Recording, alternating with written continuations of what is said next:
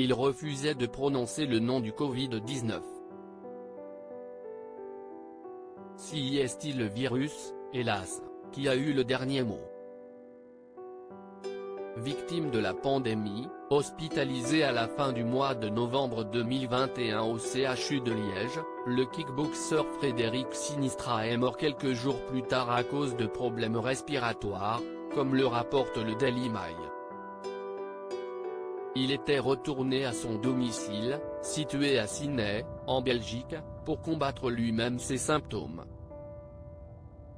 Champion du monde à 3 reprises, l'homme le plus fort du plat pays, âgé de 41 ans, était habitué à remporter la victoire. Je me battrai jusqu'au bout pour que la vérité soit rétablie. Fervent anti-vax, Frédéric Sinistra refusait de croire en l'existence même du coronavirus.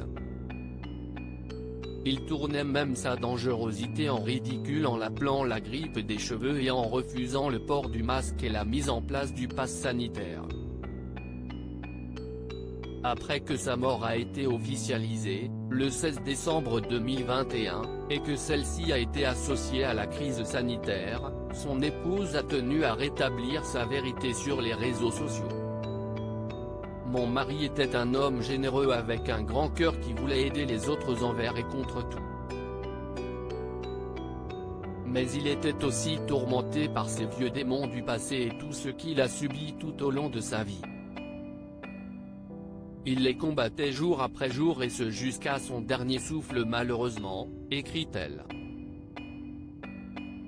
Je me battrai jusqu'au bout pour que la vérité soit rétablie. Mon mari n'est pas décédé du Covid et jamais il n'aurait accepté qu'on se serve de ce qui lui arrive pour répandre la peur et clamer la vaccination.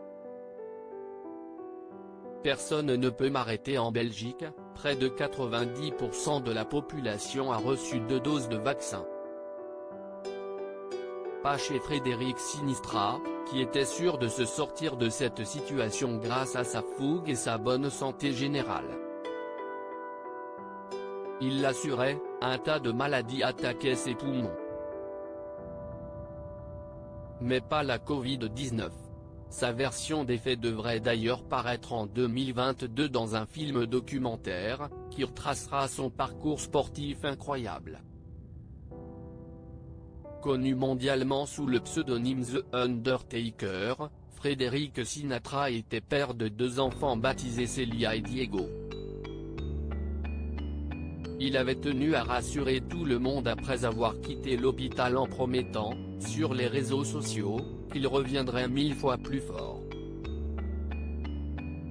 Personne ne peut m'arrêter, assurait-il. J'ai toujours obtenu ce que je voulais dans la vie en me battant comme un animal et si est exactement ce qui va se passer.